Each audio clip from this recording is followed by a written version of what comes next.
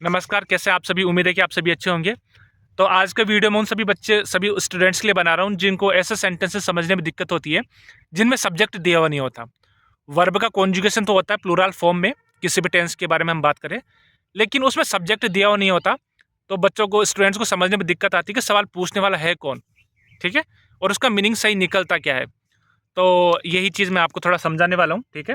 ये A1 A2 B1 B2 चारों levels के बच्चे आप आराम से समझ सकते हो, ठीक है? B1 B2 को समझ में आ जाता है, लेकिन फिर भी कोई दिक्कत है तो चारों लेवल्स के स्टूडेंट्स एक बार इसको देख सकते हैं, ठीक है?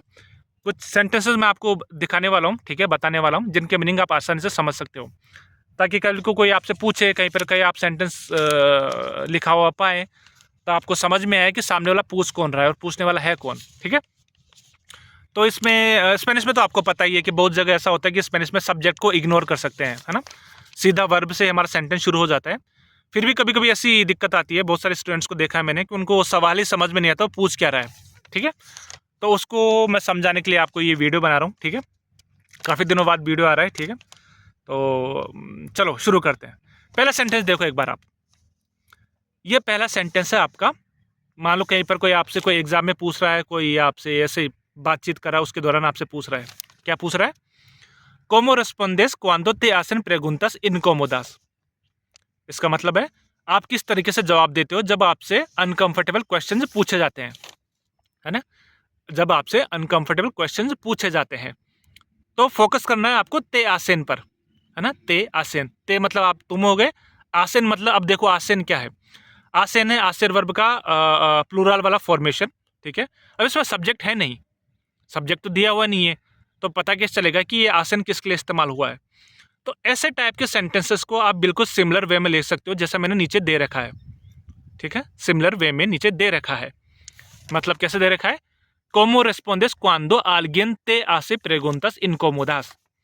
इसका मतलब है, देखो दोनों सेंटेंस का मीनिंग देखना। ऊपर वाले का मीनिंग क्या होगा कि आप किस तरीके से जवाब देते हो जब आपसे अनकंफर्टेबल क्वेश्चन पूछे जाते हैं, पूछे जाते हैं। अब देखो इसने सब्जेक्ट दे नहीं रखा, बट बता दिए कि जब आपसे कोई सवाल पूछा जाता है, तो आप किस तरीके से जवाब देते हो। ये बिल्कुल ऐसा ही सिमिलर साउंड करेगा जैसे नीचे वाला सेंटेंस दे रखा है कि आप किस तरीके से जवाब देते हो जब कोई आपसे इनकम्फर्टेबल अनकम्फर्टेबल क्वेश्चन पूछता है ना? तो स्पेनिश में बहुत अच्छी कल्चर है ये ऐसी वाली कि इसमें सब्जेक्ट इग्नोर कर सकते हैं। तो जिन-जिन बच्चों को ऐसे सेंटेंस समझने में दिक्कत नहीं आती, तो नीचे वाला तरीका इस्तेमाल कर सकते हैं, ठीक है? दोनों का मीनिंग एक जैसा ही है, कॉन्टेक्स्ट बिल्कुल सेम ही है ना? बहुत सारे एग्ज़ाम्स में आता है, स्पेशली अगर आप कोई यूनिवर्सिटी का एग्ज़ाम का पेपर दे रहे हो या कोई एग्ज़ाम दे रहे हो, तो बहुत सारे टीचर्स पूछ लेते हैं इस तरीके से जवाब। तो आपको इसका मीनिंग इस तरीके से लेके चलना है, जो नीचे वाला बताया। फिर से बता देता हूँ, ऊपर वाले सेंटेंस का मीनिंग होगा कि आप किस तरीके से जवाब देते हो जब आपसे अनकम्फर्टेबल क्वेश्चन पूछे जाते हैं, है ना? पूछे जाते हैं, इसका मीनिंग ये है। और नीचे वाले का क्या मतलब है? आप किस तरीके से जवाब देते हैं जब कोई आपसे अनकम्फर्टेबल क्वेश्चन पूछता है ना? तो इस तरीके से एक पैटर्न है ये स्पेनिश के अंदर, जिसको आप इस तरीके से समझ सकते हो।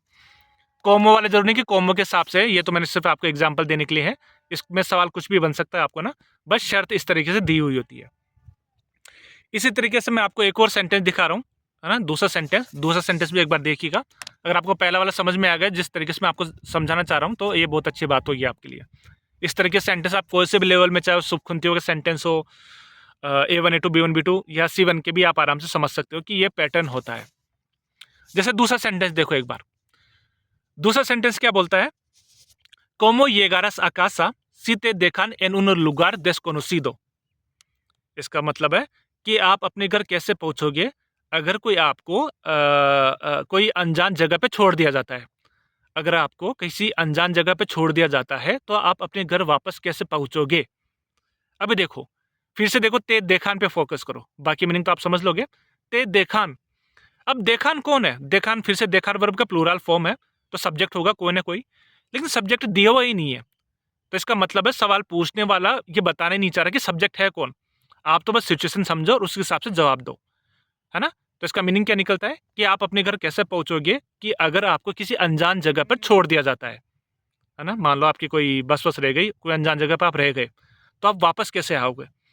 है ना? तो अब सिचुएशन समझो, सब्जेक्ट बताना नहीं चाह रहा हूँ, कोई भी छोड़ सकता है आपको, ठीक है? कोई भी आपको छोड़ सकता है। तो इसका भी मीनिंग आप नीचे वाले सेंटेंस के अनुसार ले सकते हो कि como llegaras a casa si alguien te deja en un lugar desconocido। मतलब आप वापस घर कैसे पहुंचोगे अगर आपको कोई किसी अनजान जगह पे छोड़ देता है। ठीक है, अगर आपको कोई अनजान जगह पे छोड़ देता है।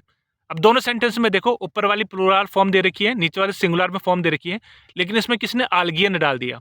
आपको समझाने के लिए मैंने आल्गियन डाला है। तो दोनों का पैटर्न सेम जैसा ही है, दोनों एक ही बात पूछना चाह रहे हैं, तो इस पैटर्न को समझो आप।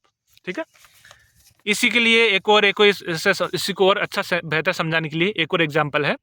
ये B1 B2 वाले बच्चे समझ पाएंगे, लेकिन A1 A2 वाले जो भी स्पेनिश सीख रहे हैं उनको भी समझ में आएगा बात क्या हो रही है। बिल्कुल वैसी बात हो रही है जैसे कि अभी मैंने आपको दो तरीके आपको समझाए। ये एक तीसरा सेंटेंस देखो, ये एक सेंटेंस पूछा जाता है स्पेशली एग्जाम्स के अंदर, है ना, एग्जाम्स के अंदर पूछा जाता है कि के आरियास सीते एचारन del trabajo sin aviso। मतलब what would you do is someone kick you out of the job. इसका मतलब है आप क्या करोगे अगर कोई आपको बिना किसी चेतावनी के, वार्निंग के आपको नौकरी से निकाल देता है। आप क्या करोगे अगर आपको बिना चेतावनी के निकाल दिया जाता है ना। एक्चुअल मीनिंग क्या है, अगर आपको ऑफिस से किसी भी नौकरी से बिना चेतावनी के निकाल दिया जाता है तो आप क्या करोगे।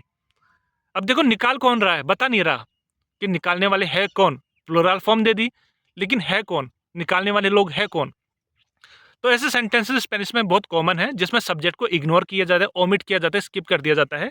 बस मेन चीज़ क्या, आप शर्त समझो, आप कॉन्टेक्स्ट समझ लो, उस हिसाब से आप जवाब दो। और ये सेंटेंस भी बिल्कुल वैसे सिमिलर साउंड करेगा जैसे नीचे वाला दे रखा है, बिल्कुल वही आल्गियन वाला फॉर्मेट। जैसे के आरियास सी आल्गियन ते एचारा देल ट्रबाको सिन आविसो। इसका मतलब भी यही है कि आप क्या करोगे अगर आपको कोई नौकरी से बिना जानकारी के, बिना कोई सूचना के निकाल देता है। अब देखो पूछने वाला ही सब्जेक्ट पे फोकस करना नहीं चाह रहा, बस वो तो आपसे पूछ रहा है कि अगर आपके साथ कभी ऐसा हो जाता है तो आप क्या करोगे, है ना, कैसे करोगे, क्यों करोगे, तो ये आपको जवाब देने होते हैं। तो उम्मीद है कि आपको समझ में आ रहा होगा पैटर्न क्या है। ये किसी भी टेंस में हो सकता है, ऐसा नहीं कि ये जो मैंने 3 टेंस दिए हैं उसी में होगा, किसी भी टेंस में आपको पूछा जा सकता है। ठीक है, तो ये एक फॉर्मेट का एक तरीका था सेंटेंसेस बनाने का, पूछने का। स्पेनिश में बहुत ही ज़्यादा कॉमन है इस तरीके का, इनफैक्ट मैं भी बहुत इस्तेमाल करता हूँ। ठीक है, तो इस तरीके को समझो, आप खुद भी अपने सेंटेंसेस बनाओ और इसके जवाब लिखो, है ना। ज़्यादा मुश्किल बड़ा कोई टॉपिक है नहीं, लेकिन इसको समझने में ही, जैसे कोई लिखित में कोई बोल रहा है तो समझ में आता है कि आपको समझ में नहीं आया, लेकिन रिटन फॉर्म में कोई पेपर में, किसी एग्जाम पेपर में आपको किताब में लिखा हुआ दिख रहा है तो आपको पढ़ने में, समझने में इतना टाइम नहीं लगना चाहिए। ठीक है, तो इस वीडियो को आराम से समझो। बिल्कुल इसका मतलब ये है कि जब भी कोई प्लूरल फॉर्म में पूछ रहा है, सब्जेक्ट नहीं दे रखा, इसका मतलब है वो सो आपको कॉन्टेक्स्ट बताना चाह रहा है, किसने क्या कहा, किसने क्या मतलब सब्जेक्ट नहीं दिखाना चाह रहा, बस आप तो मेन बात पे फोकस करो। ठीक है, तो आज बस मैं आपको यही बताना चाह रहा था। ठीक है, बाकी फिर अगले वाले कोई डाउट होता है तो अगले वाले वीडियो में देखते हैं। ठीक है, बाकी खुश रहिए, हंसते रहिए, आदियोस, चाओ।